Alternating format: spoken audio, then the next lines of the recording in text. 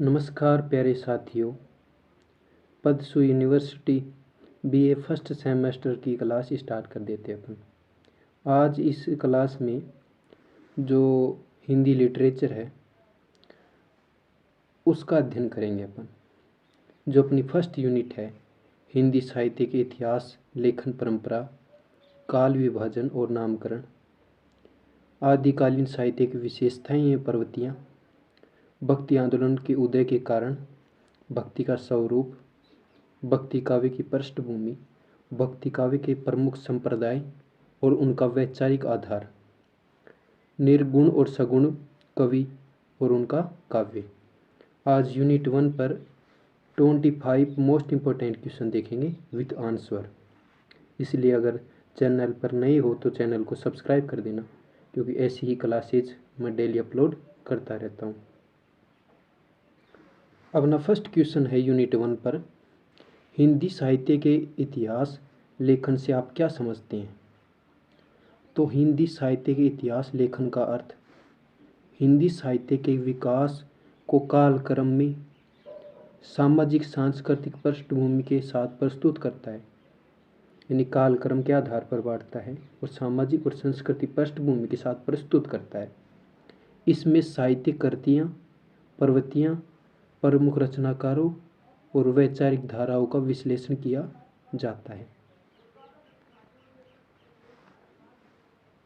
इतिहास लेखन का उद्देश्य केवल घटनाओं का विवरण नहीं, बल्कि साहित्य और समाज के पारस्परिक संबंध को समझाना है। कि ये नहीं कि घटनाओं का विवरण कर दिया, बल्कि समाज को भी साथ लेके चलते हैं, साहित्य का भी उल्लेख करते हैं। क्वेश्चन नंबर 2 है, हिंदी साहित्य के इतिहास लेखन की परंपरा पर प्रकाश डालिए। तो हिंदी साहित्य के इतिहास लेखन की परंपरा आधुनिक काल में विकसित हुई। इसकी शुरुआत गारसा दत्तासी से मानी जाती है।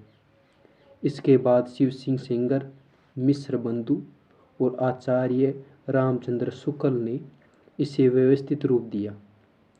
शुक्ल जी ने वैज्ञानिक और सामाजिक दृष्टिकोण से इतिहास लेखन को नई दिशा प्रदान की। क्वेश्चन नंबर 3 है, हिंदी साहित्य के काल विभाजन की आवश्यकता क्यों पड़ी। तो काल विभाजन साहित्य के विकास को स्पष्ट और व्यवस्थित रूप में समझने के लिए आवश्यक है। इसमें विभिन्न युगों की प्रवृत्तियां हैं, भाषा, विषय वस्तु और सामाजिक प्रभाव का अध्ययन सरल हो जाता है। बिना काल विभाजन के साहित्य का अध्ययन अव्यवस्थित और अस्पष्ट हो जाता है। इसलिए यह इतिहास लेखन का महत्वपूर्ण आधार है। फोर्थ क्वेश्चन अपना, हिंदी साहित्य के प्रमुख काल विभाजन कौन कौन से हैं। तो हिंदी साहित्य का प्रमुख काल विभाजन इस प्रकार किया गया है। पहला है आदिकाल, दूसरा भक्ति काल, तीसरा रीतिकाल और चौथा आधुनिक काल। यह विभाजन आचार्य रामचंद्र शुक्ल द्वारा स्थापित किया गया है, जो साहित्यिक प्रवृत्तियों और सामाजिक चेतना के आधार पर किया गया है। क्वेश्चन नंबर 5 है, आदिकाल को वीर गाथा काल क्यों कहा जाता है। तो आदिकाल को वीर गाथा काल इसलिए कहा जाता है क्योंकि इस काल की अधिकांश रचनाएं वीरता, युद्ध, शौर्य और राजपूत नायकों के पराक्रम का वर्णन करती हैं।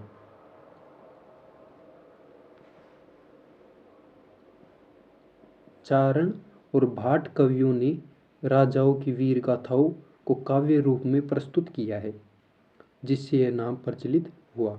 यानी उस समय में युद्ध ज़्यादा ही हुआ करते थे, इसलिए वीर गाथा काल कहा गया है। क्वेश्चन नंबर 6 है, आदिकालीन साहित्य की प्रमुख विशेषताएं लिखिए। तो आदिकालीन साहित्य की प्रमुख विशेषताएं हैं वीर रस की प्रधानता, युद्ध और शौर्य का वर्णन, ऐतिहासिक कथानकों का प्रयोग, डिंगल और अपभ्रंश भाषा का उपयोग तथा राजश्रय यानी राजा के घर में आश्रय। इस काल का साहित्य दरबारी वातावरण में विकसित हुआ और जन सामान्य से इसका संबंध सीमित था। क्वेश्चन नंबर 7 है, इन दरबार में रहा करते थे, राजा के दरबार में जन सामान्य से संबंध कम था। जो कवि थे वो राजा के दरबार में हुआ करते थे। क्वेश्चन नंबर 7 है, आदिकालीन साहित्य की प्रवृत्तियों का वर्णन कीजिए।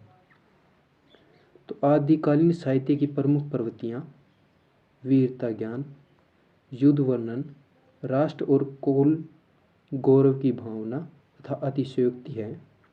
इसमें व्यक्तिगत भावना की अपेक्षा है, सामूहिक वीर भावना प्रमुख है। धार्मिक या दार्शनिक चिंतन इस काल में अपेक्षाकृत कम दिखाई देता है। क्वेश्चन नंबर 8 है, भक्ति आंदोलन के उदय के प्रमुख कारण क्या थे। भक्ति आंदोलन का उदय क्यों हुआ, क्या कारण थे जिसके चक्कर में भक्ति आंदोलन का उदय हुआ। तो भक्ति आंदोलन के उदय के प्रमुख कारण सामाजिक असमानता, जातिवाद, कर्मकांड की जटिलता, विदेशी आक्रमणों से उत्पन्न अस्थिरता और मानव को मानसिक शांति की आवश्यकता थी। भक्ति ने सरल मार्ग प्रदान किया जिससे ईश्वर से सीधा संबंध स्थापित किया जा सके। यानी ये समस्याएं थी, इनके समाधान के लिए भक्ति आंदोलन का उदय हुआ।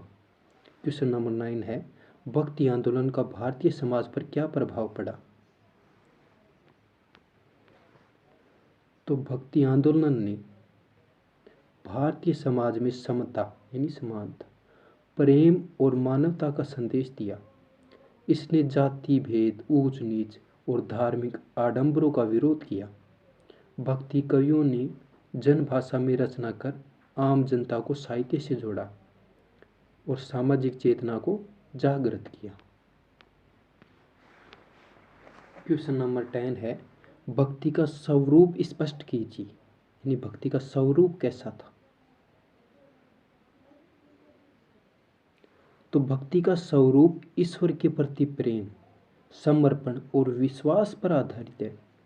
इसमें ज्ञान और कर्म की अपेक्षा भाव को महत्व दिया जाता है, यानी भाव प्रधानता है।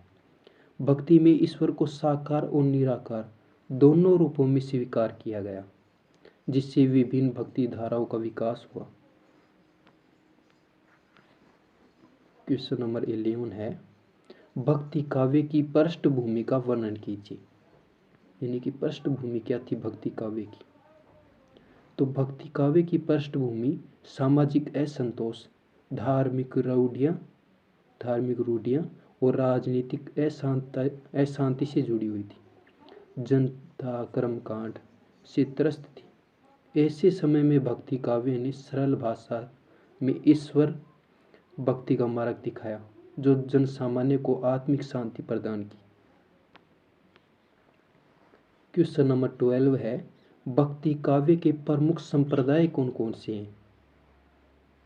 तो भक्ति काव्य के 2 प्रमुख संप्रदाय हैं। पहला है निर्गुण भक्ति संप्रदाय, दूसरा है सगुण भक्ति संप्रदाय।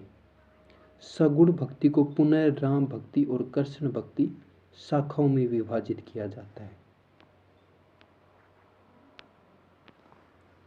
क्वेश्चन नंबर 13 है, निर्गुण भक्ति संप्रदाय की विशेषताएं बताइए। तो निर्गुण भक्ति संप्रदाय में ईश्वर को निराकार, निर्गुण और अदृश्य माना गया है।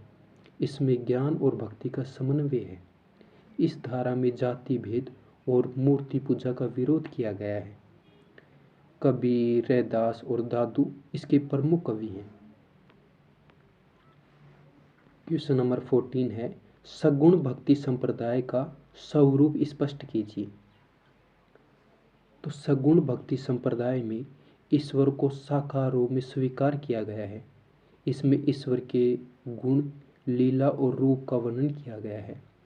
यह धारा भावनात्मक और लोक जीवन से जुड़ी हुई है, जिसे जनता में अधिक लोकप्रिय हुई। क्वेश्चन नंबर 15 है, राम भक्ति शाखा की प्रमुख विशेषताएं क्या हैं। तो राम भक्ति शाखा मर्यादा, आदर्श जीवन और नैतिक मूल्यों पर आधारित है। राम को आदर्श पुरुष और मर्यादा पुरुषोत्तम के रूप में प्रस्तुत किया गया है।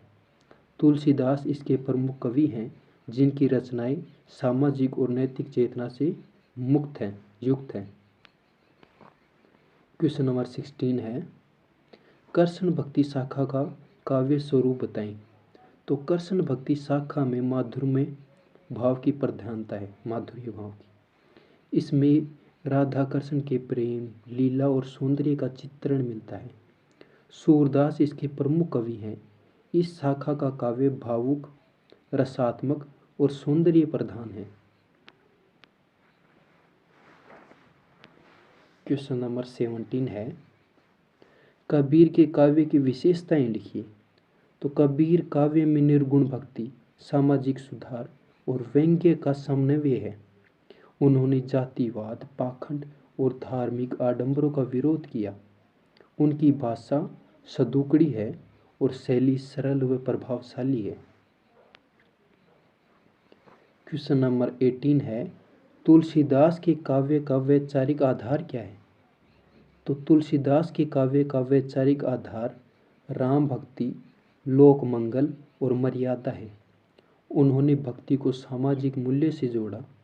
उनके काव्य में आदर्श परिवार, समाज और शासन की कल्पना प्रस्तुत की गई है। क्वेश्चन नंबर 19 है, सूरदास के काव्य की प्रमुख प्रवृत्तियां बताएं। तो सूरदास के काव्य में वात्सल्य और माधुर्य रस की प्रधानता है। उन्होंने कृष्ण की बाल लीलाओं और प्रेम लीलाओं का भावपूर्ण चित्रण किया है। उनकी भाषा ब्रज भाषा है जो काव्य को मधुर और सरस बनाती है।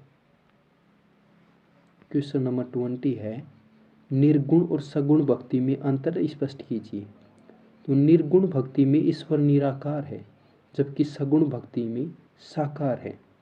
निर्गुण भक्ति में ज्ञान का महत्व अधिक है, वहीं सगुण भक्ति भाव और प्रेम पर आधारित है।